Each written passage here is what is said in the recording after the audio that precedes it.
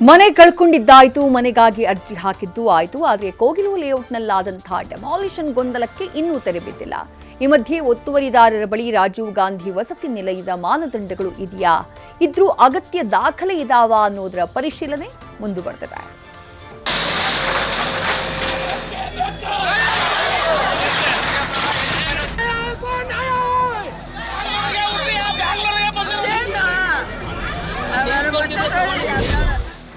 ಮನೆ ಕಳೆದುಕೊಂಡವರು 168 ನಿವಾಸಿಗಳು.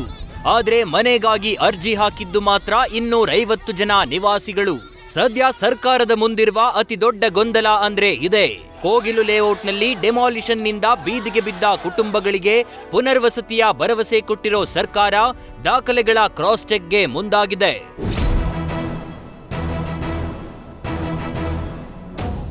ಎಷ್ಟು ದಿನ ರಾಜೀವ್ ಗಾಂಧಿ ವಸತಿ ನಿಗಮದ 15 ಮಾನದಂಡಗಳ ಪ್ರಕಾರ ನಿವಾಸಿಗಳಿಗೆ ಮನೆ ಹಾಗೂ ಫ್ಲಾಟ್ ಹಂಚಿಕೆ ಮಾಡಲಾಗಿತ್ತು. ಆದರೆ ಒತ್ತುವರಿದಾರರ ಬಳಿ ಮಾನದಂಡ ಆಗ್ಲಿ ಅಗತ್ಯ ದಾಖಲಾತಿಗಳಾಗ್ಲಿ ಇಲ್ಲವಂತೆ.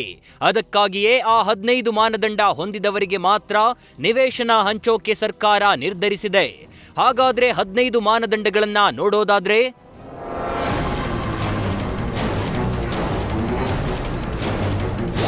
ಅರ್ಜಿದಾರರ ಕುಟುಂಬದ ವಾರ್ಷಿಕ ಆದಾಯ 3 ಲಕ್ಷದ ಮಿತಿಯೊಳಗಿರಬೇಕು. ಮುಖ್ಯವಾಗಿ ನಿವೇಶನ ಪಡೆಯುವವರು 5 ವರ್ಷದಿಂದ ಬೆಂಗಳೂರು ನಗರ ಜಿಲ್ಲೆ ವ್ಯಾಪ್ತಿಯಲ್ಲಿ ವಾಸಿಸಿರಬೇಕು. ಅರ್ಜಿದಾರರು ವಸತಿರಹಿತ ಕುಟುಂಬವಾಗಿರುವುದರ ಜೊತೆಗೆ ಆಧಾರ್ ಸಂಖ್ಯೆಯನ್ನ ಕಡ್ಡಾಯವಾಗಿ ಹೊಂದಿರತಕ್ಕದ್ದು ಹಾಗೂ ಪಡಿತರ ಚೀಟಿ, ಆದಾಯ ಪ್ರಮಾಣ ಪತ್ರ ಕಡ್ಡಾಯವಾಗಿರಬೇಕು. ಜಾತಿ ಆಧಾರಿತ ಮೀಸಲಾತಿ ಪಡೆಯುವವರು ಜಾತಿ ಪ್ರಮಾಣ ಪತ್ರವನ್ನ ಹೊಂದಿರಬೇಕು. ಅರ್ಜಿದಾರರು ಚುನಾವಣಾ ಆಯೋಗದ ಗುರುತಿನ ಚೀಟಿ ಹೊಂದಿರಲೇಬೇಕು.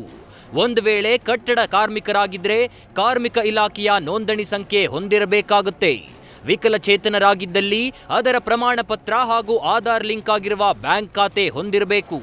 ಕ್ಯಾಬ್ ಡ್ರೈವರ್, ಮನೆ ಕೆಲಸದವರು, ತಳ್ಳುವ ಗಾಡಿ, ರಸ್ತೆ ಬದಿ ಮಾರಾಟಗಾರರಿಗೆ ಮೊದಲ ಆದ್ಯತೆ ನೀಡಲಾಗ್ತಿದ್ದು ಪ್ರತಿ ಕುಟುಂಬಕ್ಕೆ 1 ಅರ್ಜಿ ಮಾತ್ರ ಸಲ್ಲಿಸಲು ಅವಕಾಶ ಕೊಡಲಾಗಿದೆ. ಫ್ಲಾಟ್ ಆಯ್ಕೆಯಲ್ಲಿ 50% ಸಾರ್ವಜನಿಕರಿಗೆ, 50% ಸ್ಥಳೀಯರಿಗೆ ಮೀಸಲಾತಿ ನೀಡುತ್ತಿದ್ದು ಗೃಹ ಬ್ಯಾಂಕ್ ಸಾಲದ ಮೇಲಿನ ಬಡ್ಡಿಯಲ್ಲಿ 3% 5% ಇಎಂಐನ 26% ಗರಿಷ್ಠ 3,000 ರೂಪಾಯಿಗಳ ಮಿತಿಗೆ ಒಳಪಟ್ಟು ಸರ್ಕಾರವೇ ಭರಿಸುತ್ತೆ.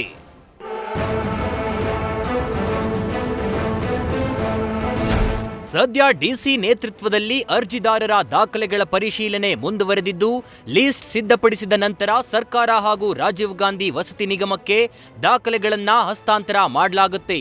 ಅಲ್ಲೂ ಕೂಡ ಅಳೆದು ತೂಗಿ 2-3 ಹಂತದಲ್ಲಿ ದಾಖಲೆ ಪರಿಶೀಲನೆ ಮಾಡಿ ಜನವರಿ 5ರ ನಂತರವೇ ರಾಜೀವ್ ಗಾಂಧಿ ವಸತಿ ನಿಗಮ ಫೈನಲ್ ಲಿಸ್ಟ್ ಬಿಡುಗಡೆ ಮಾಡಲಿದೆ.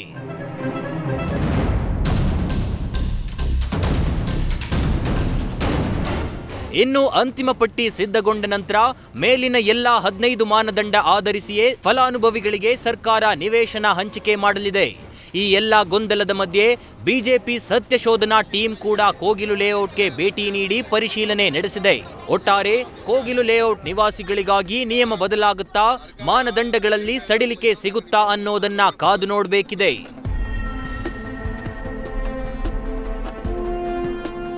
Bharat Krishnappa, news first, Bengaluru.